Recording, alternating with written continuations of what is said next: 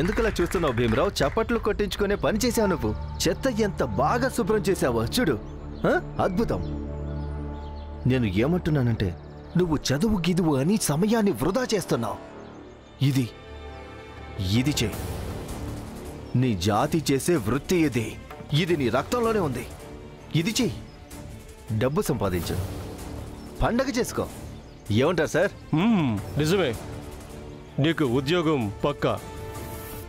రోజు పొద్దున్నే లేచి మీ వీధిలోని దారులన్నీ శుభ్రం చేయాలి, సరేనా?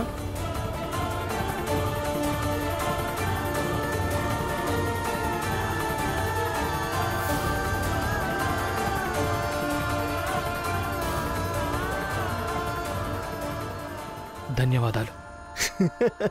అయ్యో వద్దు. ఇదంతా ఏం అవసరం లేదు భీమరావు. నువ్వు అలాగే కష్టపడుతూ ఏకాగ్రతతో నిజాయితీగా పనిచేయి, అదే చాలు.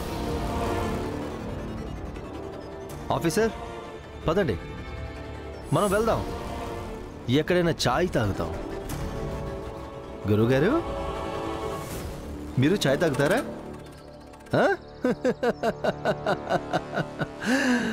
పదండి.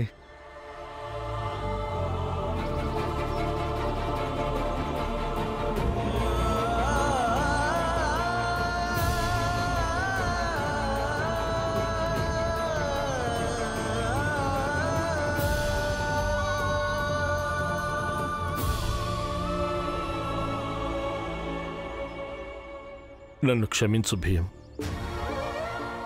ఏ సమాజం నీ విషయంలో అన్యాయం చేస్తుందో, ఏ సమాజం నిన్ను అనుక్షణం అనాదరిస్తుందో, అదే సమాజంలో నేను కూడా ఒక సభ్యుడు.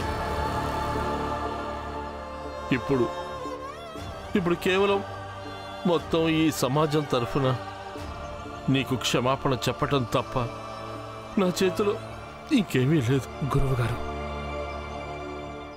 మీరంత మాట అనకండి. మీరు కూడా ఇదే సమాజంలో ఒక సభ్యుడు అన్నది నిజమే.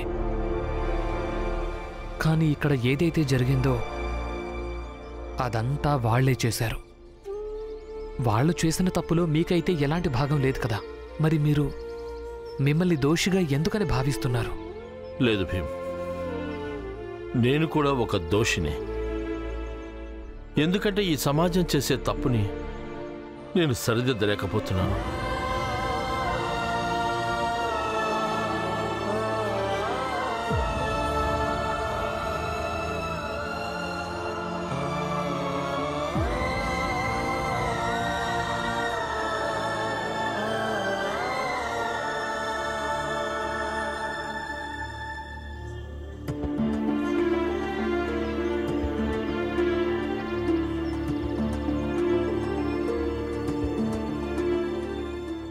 అమ్మా, నా పనంతా పూర్తయింది.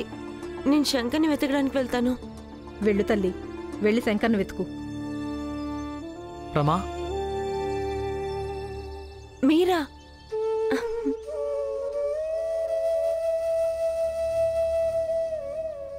నన్ను క్షమించు రమా. ఏమైంది? మీరు ఎందుకని క్షమాపణ అడుగుతున్నారు? నువ్వు చెప్పినట్టుగా నేను వినలేదు కదా. నాకు బ్యారిస్టర్ దగ్గర ఉద్యోగం దొరకలేదు.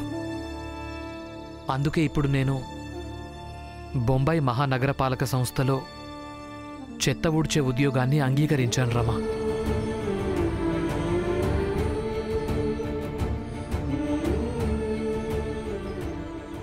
ఏంటి అసలేమంటున్నారు మీరు? మీరు ఇంతగా చదువుకున్నారు. లేదు, మీరా పనిచేయడానికి వీల్లేదు. ఆయన మీరే చెప్పారు కదా, అది రోడ్డు మీద వెళ్లే ఒక కుర్రాడు కేవలం మీ కథ అంతా విని ఇంట్లో వాళ్ళతో గొడవ పడుతూ చదువుకున్నాడని. ఆలోచించండి, ఒకవేళ అబ్బాయికి తన నాయకుడు చదువుకని చెత్తెత్తే పనిచేస్తున్నాడని తెలిస్తే అప్పుడు తను ఏమనుకుంటాడో చెప్పండి. ఇంకేం చేయగలను రమా? నువ్విక్కడ అంట్లు తోమే పని చేస్తున్నావు. ఇక శంకర్ ఇంకా చిట్టి నా కోసం ఉద్యోగం వెతుక్కోవడానికి వెళ్ళిపోయారు. ఆ కారణంతో అసలు శంకర్ ఎక్కడికి వెళ్ళిపోయాడో ఏమో. ఇవన్నీ జరిగిన తర్వాత కూడా నేను కేవలం బ్యారిస్టర్ దగ్గరే ఉద్యోగం చెయ్యాలని ఎలా ఆలోచిస్తాను చెప్పు? మీరేం బాధపడకండి, అంతా నేను చూసుకుంటాను. మీరు కేవలం బారిస్టర్ దగ్గరే పని చేయండి. బ్యారిస్టర్ దగ్గరే పని చేయాలి, కానీ ఆ పని నాకు దొరకనంత వరకు అంతవరకు నేను ఈ చెత్తను శుభ్రం చేసే పని చేస్తూ ఉంటాను. అయితే చెయ్యండి, ఏం చేస్తారో చేసుకోండి, కానీ నాతో మాత్రం మీరు మాట్లాడకండి.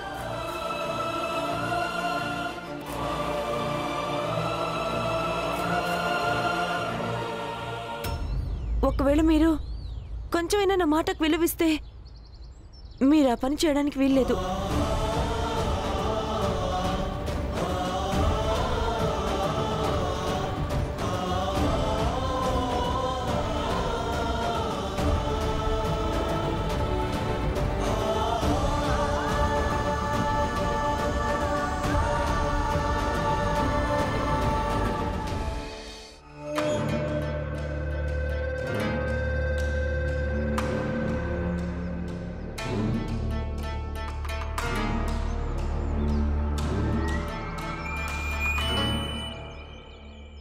లక్ష్మి, ఏంటిది? నువ్వేం చేస్తున్నావు? మీరేం చేస్తున్నారో నేను అదే చేస్తున్నాను పిన్ని. కానీ నువ్వెందుకిలా చేస్తున్నావు? చేస్తాను. ఒకవేళ మీకు తప్పుగా అనిపిస్తుందనుకో పిన్ని, భీమ్రావ్ ఇంకా రమను రానివ్వండి. ఇక్కడ మధ్యలో ఒక గోడ కట్టమని వాళ్ళకి చెప్పండి. మీరిద్దరూ ఒక్కటిగా ఉంటే ధైర్యం పెరిగిపోతుంది. ఇందులో ధైర్యం పెరగడం ఏముంది వదినా? మధ్యలో గోడ లేదు, అందుకే ఇటు చెత్త అటు చెత్త అవుతూనే ఉంటుంది. మీరంతగా మనసులో ఎందుకు పెట్టుకుంటున్నారో ఏంటో మరి. జిజాబాయ్, నువ్వు లక్ష్మిలాగే చేతిలో చీపురు తీసుకుని అలాగే మన ఇంటి భాగంలో ఎన్ని సాలిగూళ్ళున్నాయో అవన్నీ శుభ్రం చెయ్యి. నాకు ఒక్క సాలిగూడు కూడా కనిపించడానికి వీల్లేదు. ఇల్లు మొత్తం శుభ్రంగా ఉండాలి. ఏంటి ఏం చూస్తున్నారు? మర్చిపోయారా? నేను మీ మావయ్యకు అలాగే నీ భర్త చెల్లెల్ని. వెళ్ళండి, మొదలు పెట్టండి. ఇప్పుడు నేను మీ ఇద్దరికీ చూపిస్తాను ఇంటి పెద్ద అయినందుకు ఎంత అధికారం ఉంటుందో. వెళ్ళండి.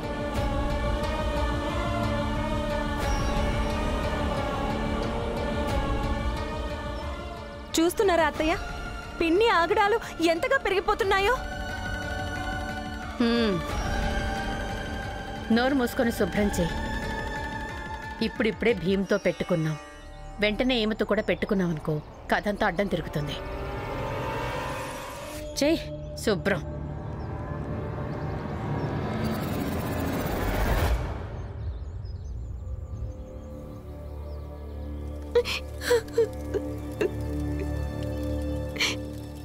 రమా, ఏమైంది రమా? ఏడుస్తున్నావెందుకు? ఏమైందో చెప్పమ్మా. శంకర్ చనిపోయినట్టు సాక్ష్యం ఏమైనా దొరికిందా? ఏమైందో చెప్తావా? పిన్ని, నాకేం కాలేదు. మీరైనా ఆయనకు నచ్చ చెప్పండి. చెత్త పని చేస్తున్నారు.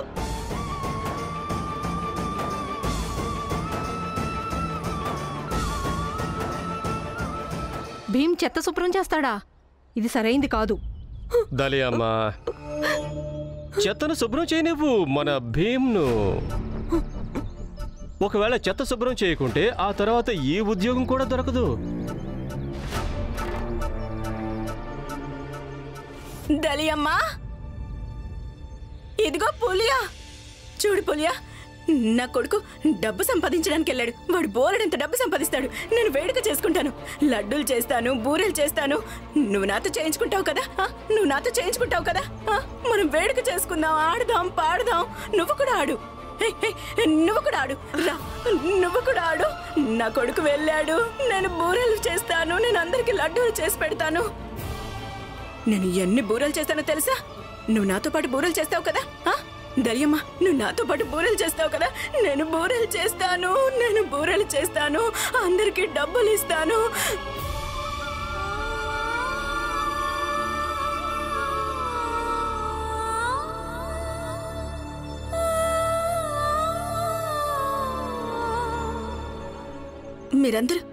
మీరందరూ నన్ను ఎందుకలా చూస్తున్నారు?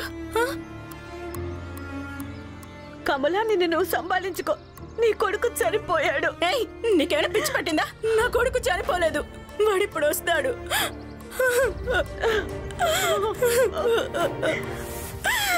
నా కొడుకేమీ కాలేదు. మనం వేడుక చేసుకోవాలి, మనం వేడుక చేసుకోవాలి.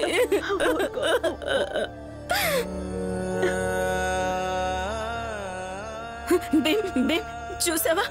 వీళ్ళందరూ అంటున్నారు నా కొడుకు మళ్ళీ తిరిగి రాడని. నువ్వు చెప్పు, నా కొడుకు తిరిగి వస్తాడు కదా?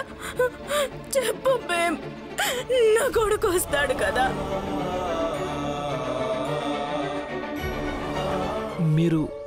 మీరిప్పుడు శాంతంగా ఉండండి. అరే, అలా ఎలా శాంతించాలి? హా? నా కొడుకు ఎక్కడున్నాడో ఏమో, నా కొడుకు ఎక్కడికి వెళ్ళాడో ఏమో,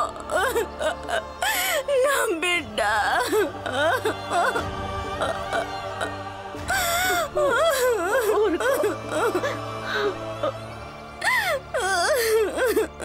భీమ్, ఈరోజు నేను నీకు ఒక మాట చెప్తే నీకు తప్పుగా అనిపిస్తుంది, కానీ నేనేం చెప్పాలనుకుంటున్నానో అది నీకు చెప్తాను. ఈరోజు మొత్తం నీ కళ్ళ ముందే ఉంది. బహుశా ఇది నీకు మొదటిసారి కావచ్చు, కానీ నాకు మాత్రం కొత్త కాదు. నేను నీకంటే వయసులో పెద్దవాణ్ణి. ఇలాంటి సంఘటనలు ఎన్నో చూశాను. ఇక అలాంటి సంఘటనల్లో మన జాతి పిల్లలే చనిపోతూ ఉంటారు.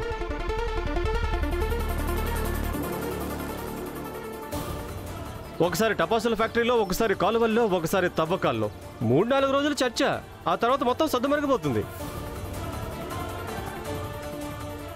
నువ్వేదో చెప్తుంటావు కదా, నువ్వు బాగా చదువుకొని బారిస్టర్ అవుతావు, అలాగే న్యాయం కోసం పోరాడుతావని. కానీ ఈరోజు ఏ బారిస్టర్లు ఉన్నారో వాళ్ళు న్యాయం కోసం ఎందుకు పోరాటం లేదు అన్నట్టు నువ్వేదో చెప్తూ ఉంటావు కదా, మనందరం సమానమే అని. అసలు మనం అందరం సమానమే అయితే మరి కేవలం మన జాతి వాళ్ళే ఎందుకు చనిపోతూ ఉంటారు? మరి వేరే జాతి వాళ్ళు ఎందుకు చనిపోవడం లేదు?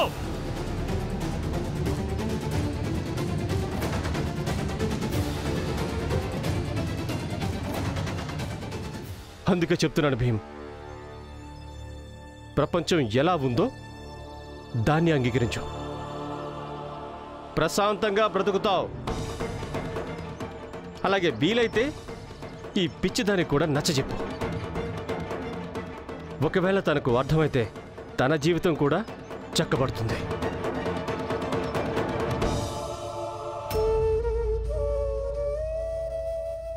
హితేష్ బాబాయ్, ఈరోజు మీరు నిజం మాట్లాడారు. మీరేం చెప్పారో అలా ఈ రోజు వరకు జరుగుతూ వస్తుందేమో. ఈసారి కాదు. ఈ సంఘటన మనం మరచిపోకూడదు, అలాగే ఎవ్వరినీ మరచిపోనివ్వకూడదు. ఈరోజు చెప్పడానికి నా దగ్గర ఏమీ లేదు, కానీ నా దగ్గర ధైర్యం ఉంది. దాంతో ఈమెకు న్యాయం దొరకొచ్చు. నేను పూర్తిగా ప్రయత్నం చేస్తాను. అలాగే నాకు తెలుసు కూడా, ఈమెకు తప్పకుండా న్యాయం జరుగుతుంది.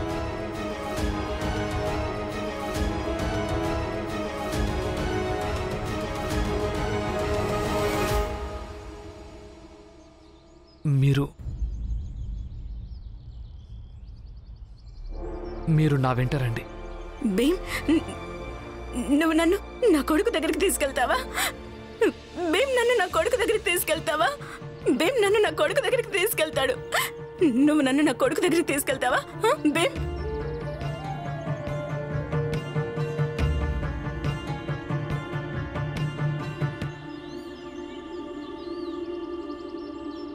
ఎంత వెతికినా పని దొరకట్లేదు. ఇప్పుడు అసలు ఏం చేయాలో ఏమీ అర్థం కావట్లేదు. కానీ బాబాయ్, పని వెతకడం తప్ప ఇంకేం చేయగలం? ఎందుకంటే మన చేతిలో ఉంది ఇది ఒక్కటే. సరుకులు, మందులు, అలాగే ఇంటి అద్దె. వాటి కోసం డబ్బులు ఎలాగో కావాలి కదా. ఏమనుకున్నారా? నీకెంత ధైర్యంరా?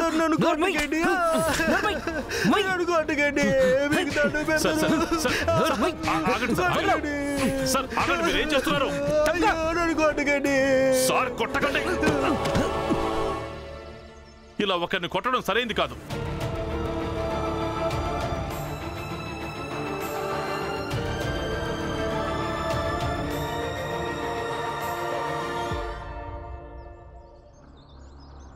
నువ్వు పోలీస్ మీదే చేయెత్తుతావా? నిన్ను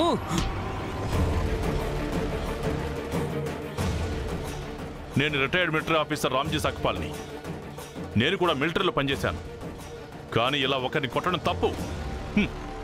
నువ్వు రిటైర్డ్ మిలిటరీ కదా, నీ సంగతి ఇప్పుడే చెప్తాను. నువ్వు ఇక్కడే ఉండు. ఆంగ్లేయ పోలీస్ మీదే చేతుతావా? నిన్ను వదిలిపెట్టను.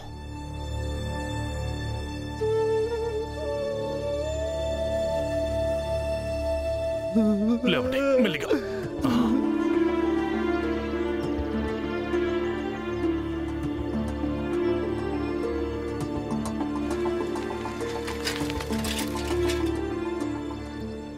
రండి, భయపడకండి, రండి. ఇన్స్పెక్టర్ గారు, రిపోర్ట్ రాసుకోండి. ఏంటి భీమరావు, ఈరోజు ఎవరి మీద రిపోర్ట్ రాయించడానికి వచ్చావు? రామ్జీ సక్పాల్ మీద.